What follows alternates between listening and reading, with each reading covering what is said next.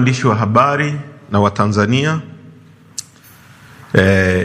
nimewaita leo hapa kuzungumza nanyi kwa niaba ya chama chetu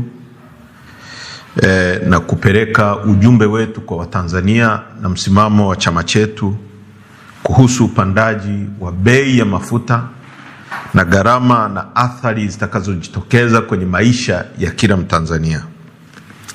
Kwa niaba ya Chama cha Demokrasia na Maendeleo Chadema, ninawatakia heri Watanzania wote kuhitimisha mifungo ya kiimani Ramadhani kwa Waislamu hadi kusherehekea sikukuu ya Eid el-Fitri na Kwaresma kwa Wakristo hadi kusherehekea siku ya Pasaka.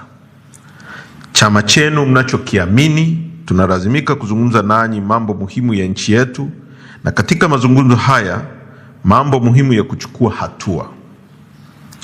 Kama chama kikuu cha siasa nchini, tunakusudia pia kuwa na utaratibu wa kila mwezi kuzungumza masuala muhimu kuhusu nchi yetu yanayohusu siasa, uchumi, mahusiano yetu, usalama na maendeleo ya nchi yetu.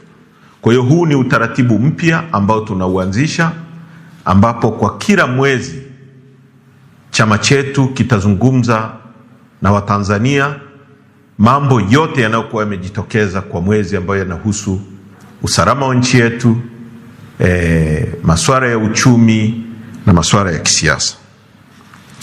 Watanzania wenzangu, leo ninazungumza nanyi sio kuhusu bei ya mafuta. Ninazungumza nanyi kuhusu maisha ya watu. Ninazungumza nanyi kuhusu nauli za kila siku. Ninazungumza kuhusu unga, mchele, samaki, mboga, maziwa, mayai na bidhaa muhimu mezani kwa mwananchi. Ninazungumza kuhusu mamalishe anayenunua bidhaa asubuhi na kuuza jioni. Ninazungumza kuhusu mfanyakazi anayelazimika kupanda daradara kila siku kwenda na kurudi kazini kwa mshahara ule ule ambao hujapanda. Lakini maisha yakiwa yanapanda bei, ninazungumza kuhusu bodaboda, bajaji, wafanyabiashara wadogo, wakulima, wavuvi, wasafirishaji na familia za kipato cha chini na cha kati. Leo wanabeba mzigo mkubwa zaidi wa uchumi baada ya hiki kinachoitwa upandaji wa bei ya mafuta. Ukweli wa haya yote ni kuwa kupanda kwa bei ya mafuta sio tu habari ya nishati, ni habari ya gharama za kuishi, ni habari ya mfumuko wa bei, ni habari ya uwezo wa mwananchi kuendelea kuishi kwa heshima. Na kwa sababu hiyo, leo tunapaswa kusema ukweli kwa uwazi, kwa takwimu na kwa ujasiri. Watawala batili wa CCM, hata katika ubatili wao, ni lazima waambiwe kwa nguvu ya umma, na umma uwalazimishe kufanya kile kilicho cha haki na ambacho wananchi wanakitaka ili kuwapa ahueni ya maisha. Ndugu wa Tanzania, kwa mujibu wa takwimu za EWURA za mwezi Aprili, bei elekezi ya mafuta zimefikia viwango kama ifuatavyo: petroli shilingi 3,820 mpaka shilingi 4,017. Hii 4,017 nazungumzia Tarime, nazungumzia Kigoma, nazungumzia maeneo mengine ya kanda ya Ziwa. Bei ya diesel imefikia shilingi 3,806 mpaka shilingi 4,003 kwa lita. Na ikumbuka kwamba siku 10 tu zilizopita bei ya diesel ilikuwa shilingi 2,854. Kwa hiyo imepanda kwa zaidi ya shilingi 1,000 kwa lita, na maeneo mengine 1,000 na zaidi. Bei ya mafuta ya taa kerosene shilingi 3,500 mpaka shilingi 3,882. Hizi sio namba za karatasi. Hizi ni takwimu za ofisi, sio takwimu za ofisi tu. Hizi ni namba zinazogeuza kuwa nauli ya daradara. Hizi ni namba zinazogeuka kuwa bei ya unga sokoni. Hizi ni namba zinazogeuka kuwa gharama ya kusafirisha chakula. Hizi ni namba zinazogeuka kuwa mzigo wa maisha kwa kila kaya ya Kitanzania. Kwa hiyo anayesema bei ya mafuta ni mafuta tu hajui maana ya uchumi wa mwananchi. Kwa Tanzania ya leo, mafuta yakipanda bei, nauli hupanda. Nauli zikipanda, chakula hupanda bei. Chakula kiisha panda bei, biashara ndogo huumia. Biashara zikiumia, mapato hushuka. Mapato yakishuka, huku bei zikipanda, maisha ya mwananchi kuingia kwenye mtego wa maumivu makubwa. Hapa ndipo bei ya mafuta hugeuka kutoka kuwa takwimu na kuwa mateso ya kila siku kwa mwananchi. Ndugu wa Tanzania wenzangu, Chadema ndio chama kinachoweza kusema ukweli kwa niaba ya wananchi, na ni lazima tuseme ukweli wote. Serikali yenye uhalali, na hapo tunasema kama kungekuwa na serikali yenye uhalali wa watu, huwajali na kuwaonea huruma wananchi wake. Dunia inaweza kuanzisha mshtuko wa bei ya mafuta, lakini serikali inayowajali watu wake ndio huamua wananchi waumie kwa kiwango gani. Na hii ndio tofauti ya kisingizio cha uongozi uliopo. Serikali inapaswa kutatua kero na kuhakikisha maisha ya wananchi yanakuwa nafuu, huku huduma zikiwa zinapatikana kwa urahisi na kwa unafuu. Serikali haipaswi kulalamika na kutoa visingizio kwa mambo yanayotokea sehemu nyingine bila kugeuza ama kuchukua hatua za kuhakikisha wananchi hawaathiriki kwa kiwango kikubwa. Mambo yanayotokea huko kwingine, serikali makini inapaswa kujipanga na kuwa tayari kukabiliana na majanga na mambo mengine bila wananchi wake kuathirika. Ni dhahiri sasa, serikali isiyo na kibali cha watu haiwezi kuwajali watu wake, maana haijaona, haijioni, wala haiwezi kuwajibika kwa watu. Ndugu wa Tanzania wenzangu, katika uchambuzi wa bei ya petroli kama tulivyoeleza hapo juu, kuna sehemu ya gharama ya kimataifa, lakini kuna sehemu kubwa ya mzigo ambao unatokana na kodi na tozo mbalimbali za ndani ya nchi. Na hapa ndipo ninapoomba Watanzania wanisikilize kwa makini. Gharama ya kununua mafuta ya petroli au dizeli kwa lita inaitwa FOB, yani ukinunua kabla ya kuyasafirisha, inakadiriwa kufikia shilingi 1,800 mpaka shilingi 2,000 kwa lita. Gharama ya kusafirisha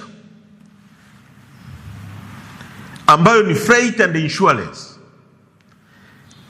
inakadiriwa kuwa shilingi 150 kwa lita ya Kitanzania. Kwa ukijumlisha hapo ni kama shilingi 2,100 kwa lita moja. Hapo mafuta yameisha safirishwa, yamefika mpaka Tanzania. Kwa hiyo ndio bei ambayo ilipaswa kuwa inauzwa pump price kama kusinge kuwa na tozo na kodi mbalimbali.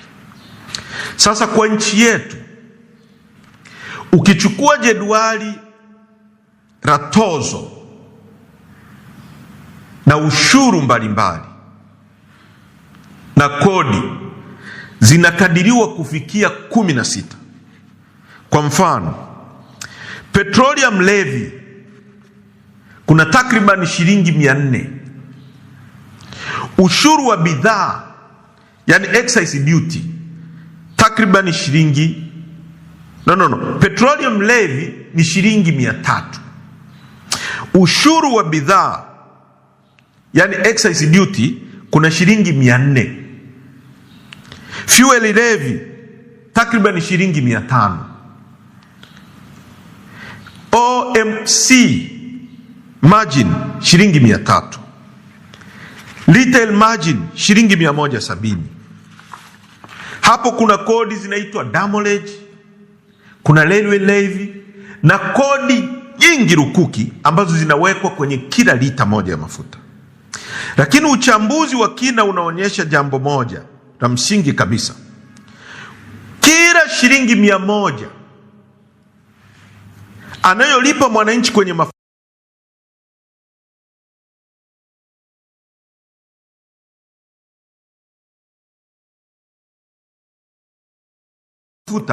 takriban shilingi 31 ni tozo, ushuru na levi za ndani. Kwa tukienda kununua mafuta kwenye kituo cha mafuta, tukitoa shilingi 3,800 kwenye kila shilingi 100 uliotoa kwenye hiyo shilingi 3,000, kuna shilingi 31 ambazo ni tozo na kodi mbalimbali. Hiyo ina maana kwamba takribani 31% ya bei ya mwisho ya mafuta ni mzigo wa kodi na tozo ambazo zinachukuliwa na serikali. Na sio hilo tu, uchambuzi pia unaonyesha kuwa sehemu ya gharama zisizo za kodi, yani miundombinu ya ndani ya usambazaji, yani visivyo vya kikodi, ni takribani 4%. Kwa hiyo ukijumlisha ile 31% na 4%, kwa kuna karibia 35% ambazo zinachukuliwa kwenye haya mambo ya logistic, usafiri wa ndani na tozo mbalimbali. Kwa lugha rahisi kabisa, mzigo mkubwa unaoweza kujadiliwa kisera hauko kwenye usafirishaji peke yake au gharama kwenye soko la kimataifa au kupanda kwa gharama za bima na meli. Mzigo mkubwa uko kwenye eneo la kodi na tozo za ndani, na hapa ndipo mjadala wa kitaifa unapaswa kuwa na watu wazima wa takwimu na uwajibikaji, kwa sababu kama 31% ya bei ya mwisho ni mzigo wa kodi, basi mamlaka haiwezi kujificha nyuma ya hoja ya kwamba tatizo lolote duniani. Hapana, dunia inaweza kuleta mshituko, lakini ndani ya bei hiyo mamlaka inachangia kwa kiasi kikubwa kupanda kwa bei. Na hapa kuna ukweli mwingine wa muhimu sana wa kisera. Iwapo mamlaka ingepunguza mzigo wa kodi na tozo japo kwa 10% tu, bei ya mwisho ya mafuta ingeweza kushuka kwa takriban shilingi 382 kwa lita. Sasa fikiria maana yake kwa uchumi wa mwananchi. Leo kila mtu, bunge dhalimu lisilokuwa na ridhaa ya wananchi, lililopaswa kusemea wananchi na kuwatetea wananchi kwenye masuala haya, linasingizia vita ya Mashariki ya Kati, vita ya Irani na Marekani na upande mwingine Israeli, kwamba ndio vimesababisha upandaji wa mafuta. Na inasikitisha sana. Lakini ukweli wa kisera kama nilivyosema unaonyesha kwamba tozo na kodi ni nyingi mno kwenye kila lita moja ya mafuta, ambazo inasababisha mwananchi kupata mzigo huu. Sasa fikiria maana yake kwa uchumi wa mwananchi. Shilingi 382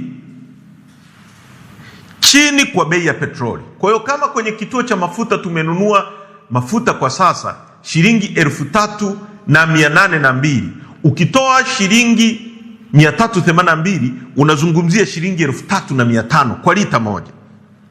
Hutanunua tena 3,800, utanunua 3,500.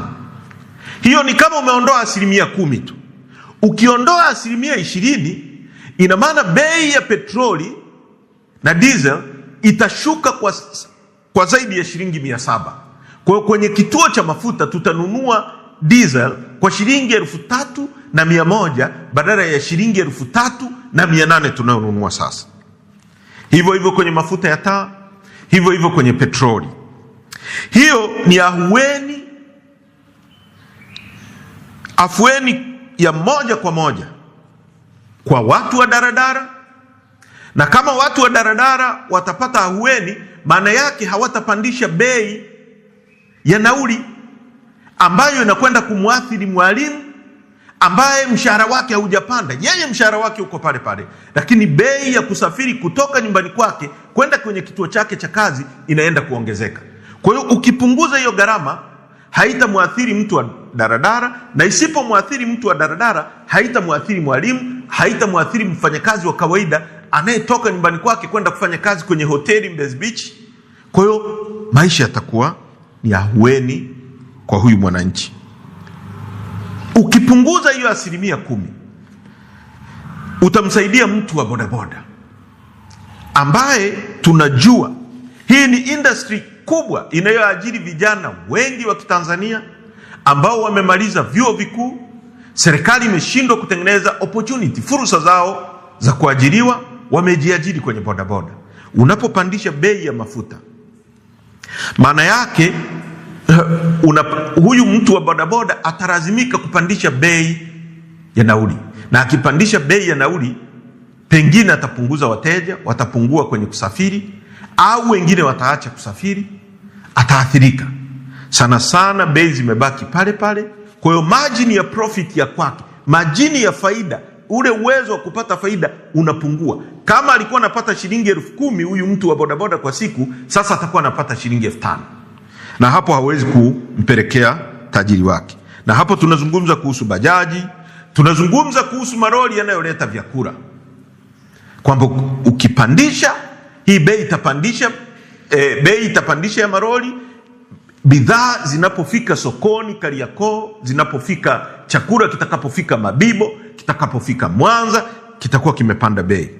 Unapunguza hiyo bei, inakwenda kuathiri moja kwa moja usafirishaji wa biashara ndogo ndogo, gharama za kila siku za maisha. Hiyo sio nadharia, hiyo ni masuala ya sera, na masuala ya sera hayo hutambua jambo moja kubwa, kuwa ahueni inawezekana na kupunguza maumivu ya wananchi kunawezekana. Kinachotakiwa sio miujiza, isipokuwa kinachotakiwa ni uamuzi wa kisera, na hapo ndipo mjadala unapobadilika kabisa. Ndugu wa Tanzania, haya yote ninayoeleza yana maana gani? Ukweli ni kuwa yanamaanisha mwananchi halipi tu mafuta, mwananchi halipi tu bei ya soko la dunia, mwananchi halipi tu gharama ya uagizaji wa mafuta, mwananchi pia analipa uzito wa maamuzi ya ndani ya kisera. Kila Mtanzania halipi tu gharama ya mafuta, halipi tu bei ya soko la dunia, halipi tu uagizaji wa mafuta, analipa gharama za sera mbovu za Chama cha Mapinduzi. Anazilipia kwenye kila lita ya mafuta anayonunua, au kwenye kila nauli anayopanda ya daradara. Kwa hiyo serikali au mtu akisimama kusema bei zinapanda duniani, hatuna la kufanya, hapo atakuwa anasema nusu ya ukweli, kwa sababu ukweli kamili ni ndio huo. Dunia imeongeza mshituko, hilo ni la kweli, lakini mamlaka imeamua kiasi gani cha mzigo wa ndani kibaki juu ya mgongo wa mwananchi, na hapo ndipo uwajibikaji wa kisera unapoanzia. Mamlaka ndio inaweza kuamua watu au kuendelea kuwaumiza. Ndugu wa Tanzania, wakati mwingine hoja ya ndani huonekana ya kawaida hadi pale unapoiweka kwenye meza ya ulinganifu wa kikanda, yani nchi majirani, na hapo ndipo data zinapozungumza. Sasa hapa tunataka tuzungumze kuhusu nchi zinazotuzunguka. Wakati Tanzania bei zipo juu kwa kiwango tulichoeleza hapo awali, huku kodi ikiwa 31% kwenye kila lita ya mafuta. Kwa takwimu za kikanda za mwezi Aprili, picha inaonekana hivi: Kenya bei ya petroli ni shilingi 3700. Sisi ni shilingi 3890. Bei ya diesel Kenya ni shilingi 3680, ambao ni pungufu kwa shilingi 200 kwa Tanzania. Hapo ni Kenya. Mzigo wao wa kodi ni 28%. Uganda petroli ni shilingi 3600, pungufu shilingi 300 na kitu kwenye lita tunayonunua hapa. Diesel shilingi 3500, pungufu na hapo karibia shilingi 300 na kitu. Kodi 27%. Sisi kodi 31%. Rwanda bei ya diesel, bei ya petroli shilingi 3750, kodi 30%. Diesel shilingi 3720, kodi yao 30%.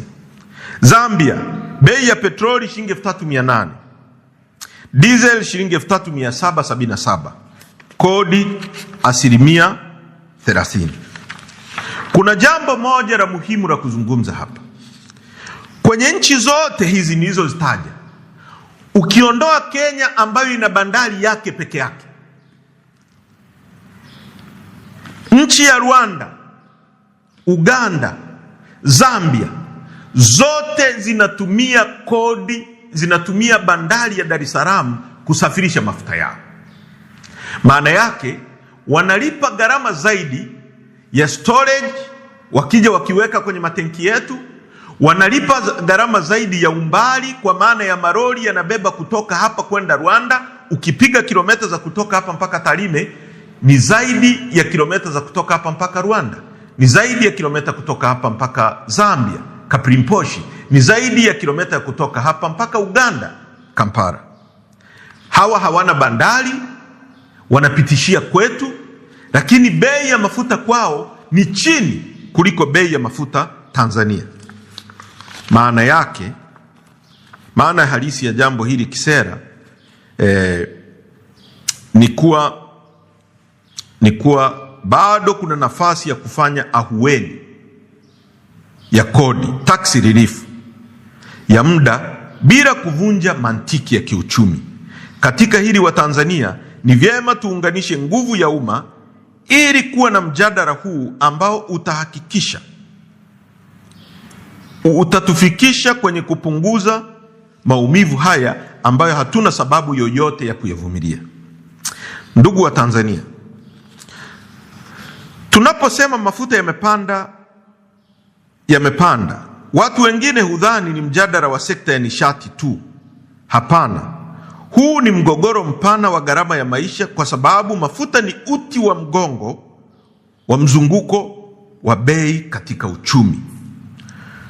Mafuta yanagusa usafiri wa umma, maroli ya kusafirisha chakula kama nilivyosema hapo awali. Mafuta yanagusa kilimo na usafirishaji wa mazao. Mafuta yanagusa uvuvi, kwa sababu boti zote zinazoingia ziwani na baharini zinatumia mafuta. Mashine na generator, biashara ndogo kama vinyozi wanaonyoa kwa kutumia generator. Yanagusa usagaji kwa vijijini ambapo hakuna umeme, watu wanasaga kwa kutumia mafuta. Ujenzi na vifaa vya ujenzi, mafuta yanagusa. Usafirishaji wa dawa muhimu, dawa zote tunazotumia binadamu, mafuta ndio yanatumika kusafirisha. Mzunguko wa bidhaa kutoka bandarini hadi sokoni. Kwa hiyo mafuta yakipanda bei, daradara huanza kubeba shinikizo, maroli huanza kuongeza gharama, wafanyabiashara huanza kurekebisha bei, masoko ya ujumla huanza kupandisha bei, wachuzi, yani watu wanaouza kwa retails, reja huongeza wigo wa faida, yani margin, kwa hofu ya mshtuko unaofuata. Wananchi hujikuta wanalipa gharama kubwa zaidi kwa kila siku. Kwa lugha ya uchumi, hii ndio tunaita cost push inflation shock. Yani ni hali ambayo bei ya mafuta ikipanda, halafu kila kitu kingine kinaanza kupanda kwa sababu ya mafuta hayo. Jambo hili linahitaji kama nchi kuwa waangalifu sana, kwa sababu hata kwenye ripoti Vichwa vya habari vinaweza kuonekana imekaa sawa, wananchi bado wanaweza kuumia. Mwananchi wa kawaida haishi kwa vichwa vya habari vya magazeti. Mwananchi wa kawaida wala majadwali ya takwimu. Mwananchi wa kawaida anaishi kwa hali halisi. Ndugu wa Tanzania, katika kila mgogoro wa kiuchumi kuna swali moja la msingi sana: nani anabeba mzigo? Hilo tumeshalieleza kwa undani zaidi kwamba mwananchi ndio anabeba mzigo. Tutakumbuka katibu mkuu wa Wizara ya Nishati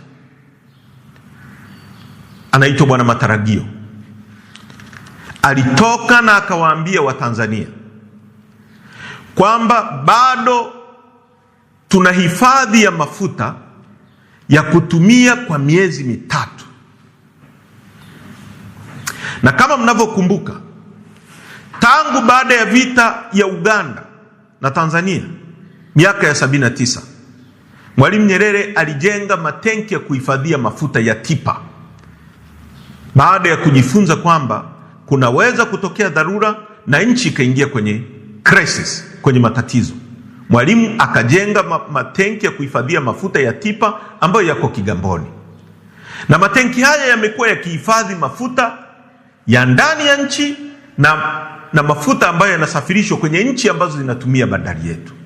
Na ndiyo maana katibu mkuu wa Wizara ya Nishati alituambia kwamba kuna mafuta ya miezi mitatu.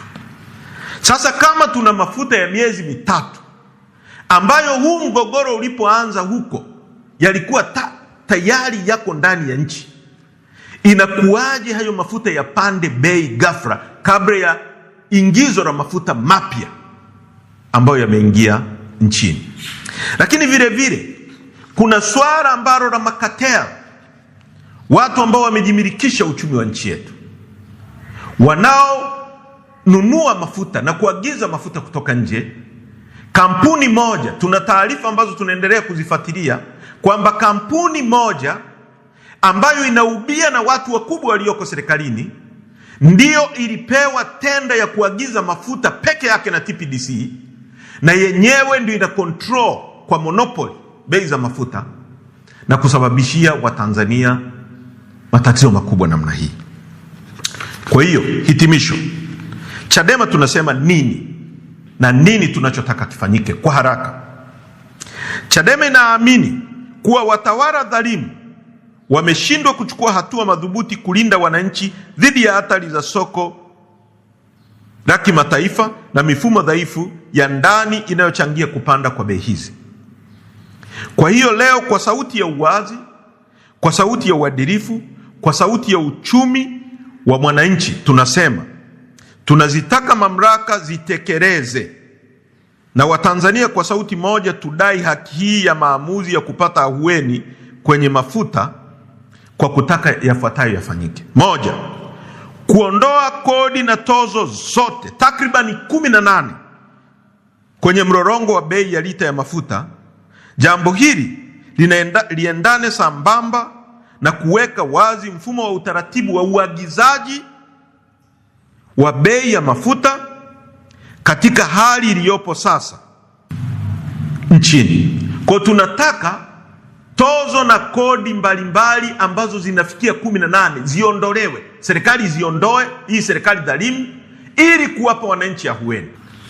2, mamlaka itangaze mara moja mpango wa ahueni wa bei ya mafuta kwa muda, yani temporary fuel relief window ya siku 60 mpaka 90.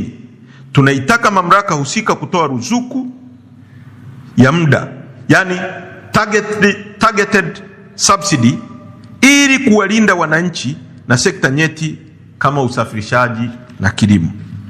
3, mamlaka iandae na ilete mpango wa dharura wa kuzuia kupanda kwa bei ya mafuta, yani fuel shock, kugeuka kuwa hatari ya bei ya vyakula, yani food crisis. 4, na mwisho, kwa vile mamlaka ilitoa taarifa kwa Watanzania kuwa nchi ina akiba ndani ya mafuta kwa miezi mitatu mbele, mamlaka ithibiti bei kwa miezi mitatu, kwa sababu hayo mafuta yalikuwa tayari yako ndani ya nchi na tunaamini yalikuwa kwenye hifadhi zetu ambayo yamefanywa na bulk procurement, lakini vile vile yamehifadhiwa kwenye matenki ya kwetu ya TIPA.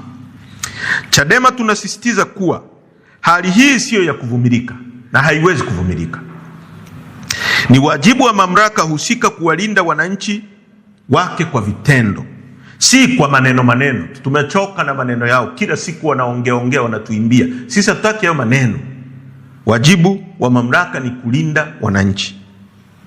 Kupanda bei ya mafuta ya diesel na petroli kwa kiwango cha kuumiza wananchi namna hii si jambo la bahati mbaya, bali ni matokeo ya uzembe, wizi, ufisadi, kama ilivyothibitishwa kwenye ripoti ya mkaguzi na mdhibiti mkuu wa hesabu za serikali, ukosefu wa uwajibikaji na sera mbovu zinazoumiza mwananchi. Hatutakubali nchi iendeshwe kwa maamuzi yanayowaumiza wananchi huku wachache wakinufaika. Tunataka haki, tunataka unafuu wa maisha na tunataka vifanyike sasa.